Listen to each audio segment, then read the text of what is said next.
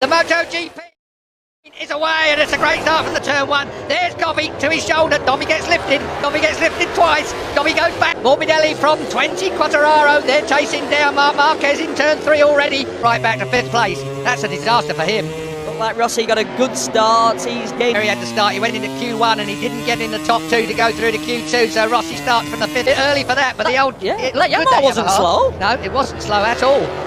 Up for him at the moment, and you know these two boys, the Morbidelli particularly, has looked good. We caught a GP team on the Honda, but now he's had that Yamaha. Who's having a look at Quattararo?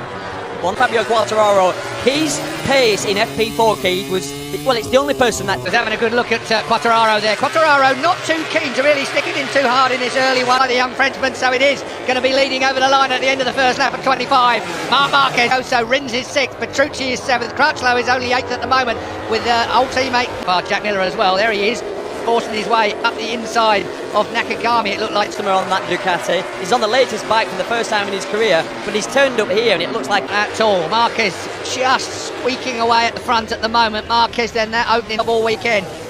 I wonder how cool this Frenchman can be at 20 years old. A lot of pressure. Yes, there was, because he made it. He made one. There was a slight gap. It was like that was like opening a can of beer, made it bigger. There's an analogy for you. You've never heard before in race comments. You said it, not me.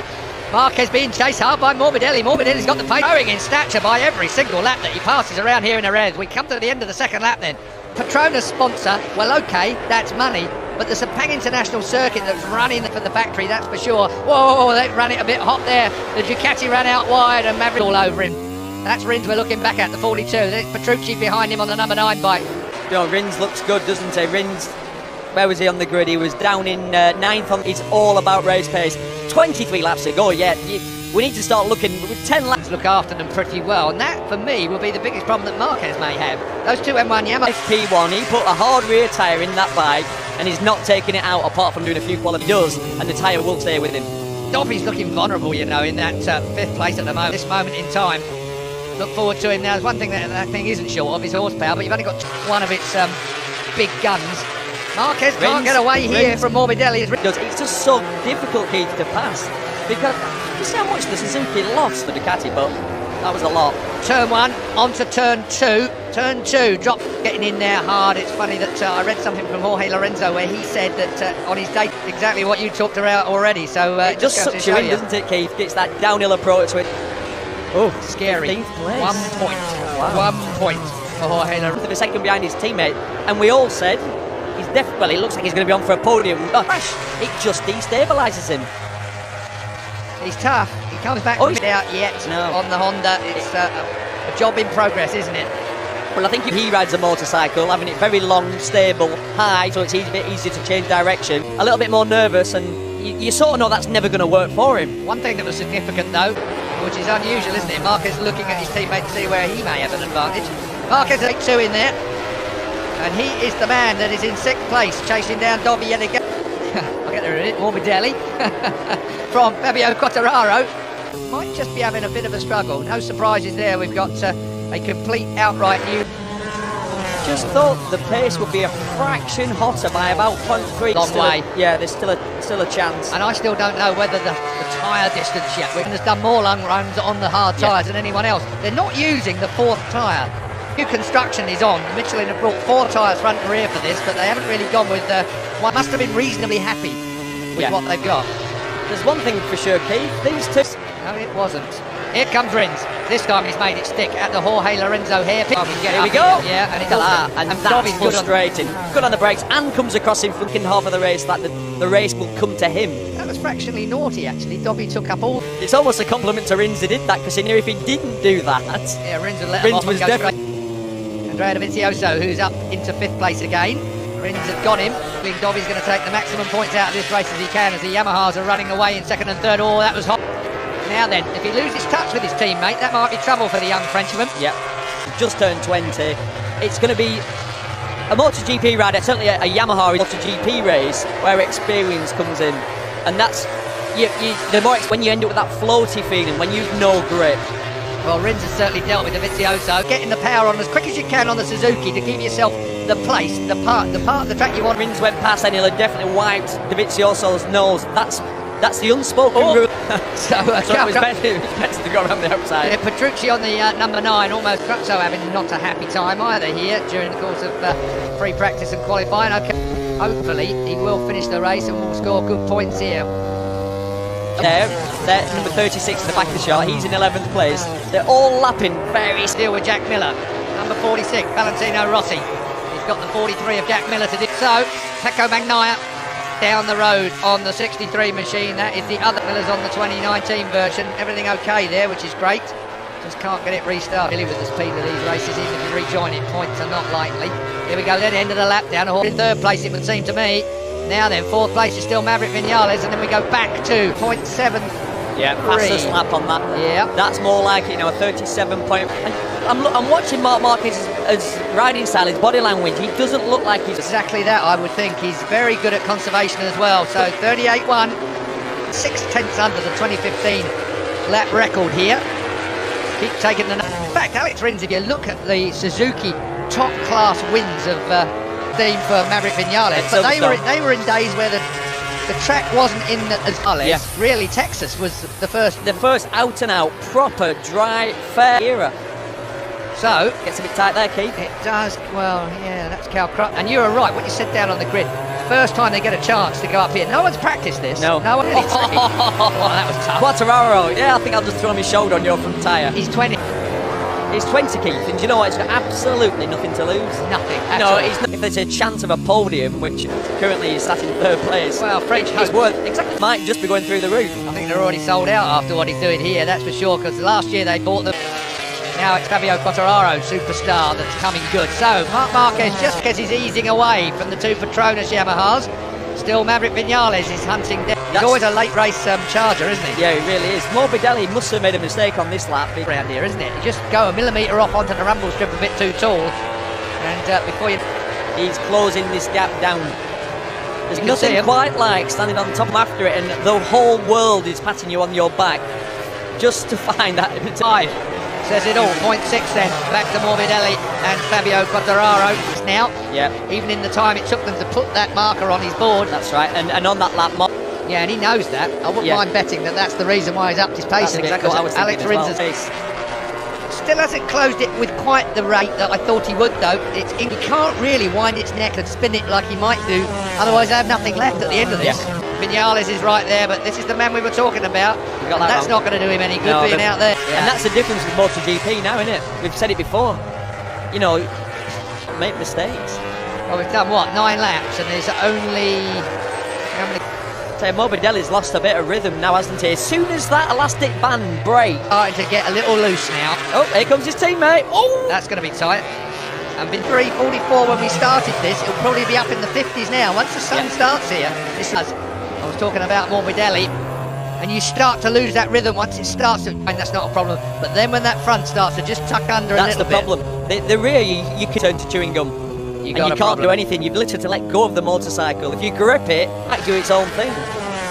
Marquez well and truly away now. Quartararo kept his cool there. It was almost a Danny Pedrosa on the two Ducatis last year there. Just then, that was Danny Pedrosa cool, you know, Fabio. It's quite easy when someone's running on to follow them, isn't it? You almost get sucked into going the... 2 times junior world champion when he was 30. Well, he was junior world champion at 13 and 14 because he was that good. They changed the rules for him, really. They changed the rules. I mean, they went from the earliest entry normally. Here's Rins. Rins on. Yes, good job. Slotted the eye. He could have got that so wrong. So Rins then goes up in front of Maverick Vinales. That's going to annoy Vinales. It's fastest lap. And you would, wouldn't you? That's on. He's got that maturity to be a MotoGP rider. Was early to sign him because he was signed very early in the year. But I had it in my mind, if you remember. Yeah. But we were all still surprised because at the time it was early. It almost looked like Danny Pedrosa would ride a Yamaha really well. So it was a bit of a... But it was the week later it was announced that he was going to ride in MotoGP. We're all going, hang on a minute. Quartararo did well. Reason. That's another thing that was there. It's for junior. It was a junior team to bring on these motor situations like we've had here this weekend. The two independent team supplied with slight Maverick Vinales has, and here we have a 1 and 2 on the grid from the Petronas team, and they're capitulating them. It was through gritted teeth yesterday, that's for sure. You know what, there's a lot to be said. He's got that bike, and he's not changing it at all. He's not messing around with head angles. I've heard this about like fork springs and stuff like that, but the general base setting of that bike is leaving alone. Whilst he's a week, but you have to really, because you're constantly trying to develop the motorcycle, make it better. Well, you didn't have any extra bits. It's like, there's the motorcycle, get on with it. They were slightly embarrassed. Second group, the man who looks the most vulnerable is Franco Morbidelli. He's used for the club. These two had a pretty good close look at each other in a battle in Austin a couple of weeks ago. Motor Racing's manager, his priority is the factory team, but to have seen Fabio Quartararo, well, everybody at Yamaha is going to come out in sympathy for the Frenchman. Simon, I think you've got some right guys. When the mechanic lifted the gear lever up, it looked like it was because it was touching, it wouldn't return, so it wouldn't change gear. So something as simple as that. Fine, I have the Michelin guys with me here at Teramaso. The car, I spoke to a few riders and they said from 10 laps to go on, grip front-wise, they said it's really hard on the front tires to this track. What do you think?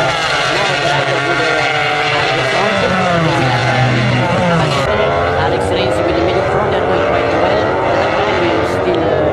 Is there more chance of falling off in this time? Is there more chance of crashing in this time? Thanks to Piero Teramaso while we've been speaking there. Places now. Yeah, said he was looking vulnerable, Steve, and he's just running out of place, trying to find a way through on Jack Miller, who has been unable, then way wide. Valentino must be sick to the back teeth of this view. He's only been able to evaluate and assess the strengths and weaknesses of Jack Miller on the GP19, that's for sure. Not has given up the charge for the top six, because the Franco Morbidelli, a welcome return for him after all the drama and disappointment of Argentina. His move on the inside into turn 13, he's left too wide though, he's left the road, but through goes behind, and Alex Rins in second, but still has a huge advantage. Vinales third, there is the two yet. Yeah, I was going to say Vinales is going to have a big job on his hands holding off the two factory Ducatis. There's nothing between their lap times. Decent, fast, consistent. Didn't hear this Jorge Lorenzo. Now, with the greatest coming in this weekend, Jorge Lorenzo fighting for 2 points against that package. Jack Miller is up the inside of him at turn 6 at the closer corner, and finally, 7 laps to go for Rossi to try and make up another place or two to keep him this weekend between Lorenzo and Paul Espargaro for ages. Didn't see this one coming at all, but he was going to really kickstart his Honda career to his first podium in the Ducati.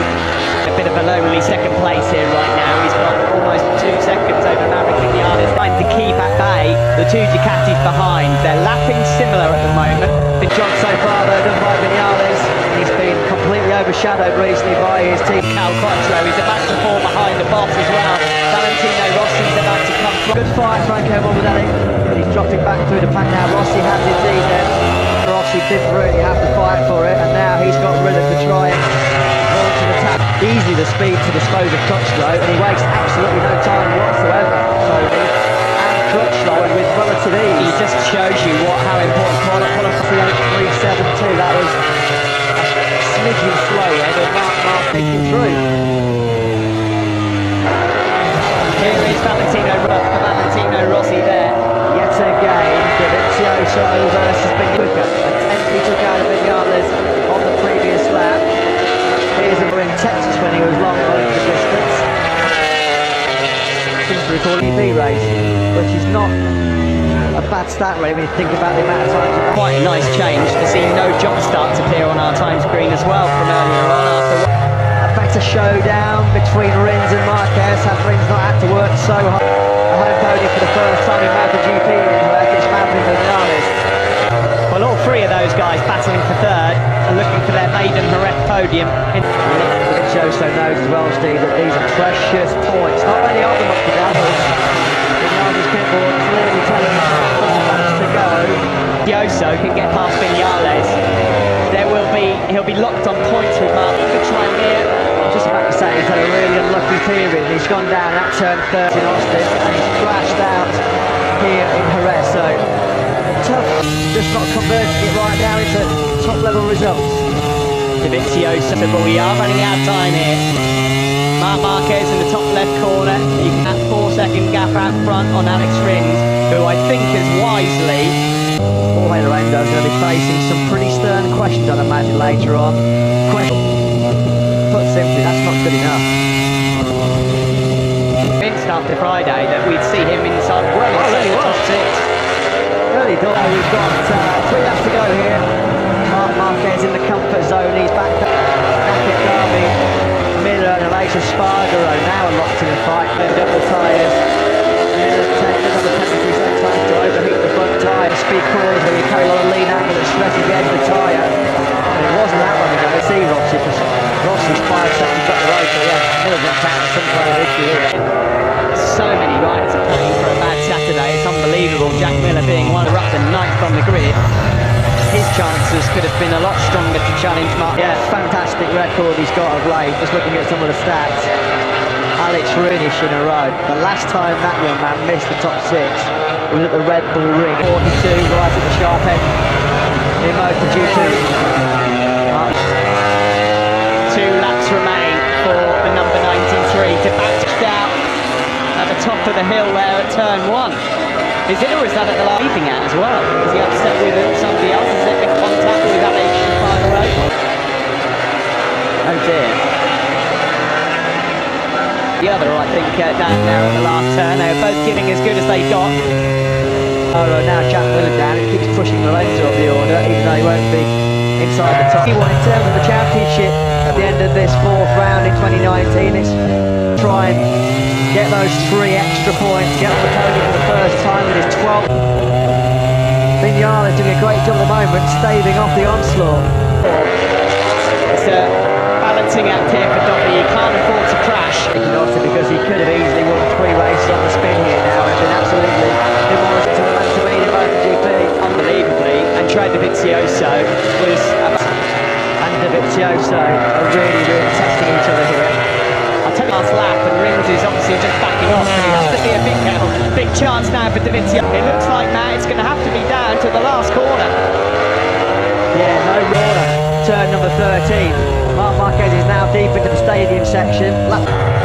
Here is the battle for 3rd place then. It is going to be about the last corner. That's through these fast right-handers. Corner speed, not what the Ducati is famed for.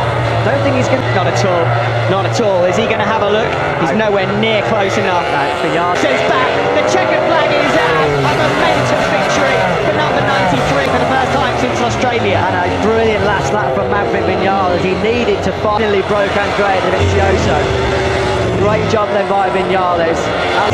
He was pressurised by Quartararo and Morbidelli early on, but win in a row now for Marc Marquez here in Jerez, and he continues that finished off the MotoGP podium since he came here in 2013. There's some light there at the end of the Viñales tunnel as Marquez climbs the... It's always something extra special, isn't it, for Spanish rider to win it for 16 years. Podium at the Spanish Grand Prix. Well, it has to be said that a great ride from the number 42 again, the Austin race winner coming through from 9th.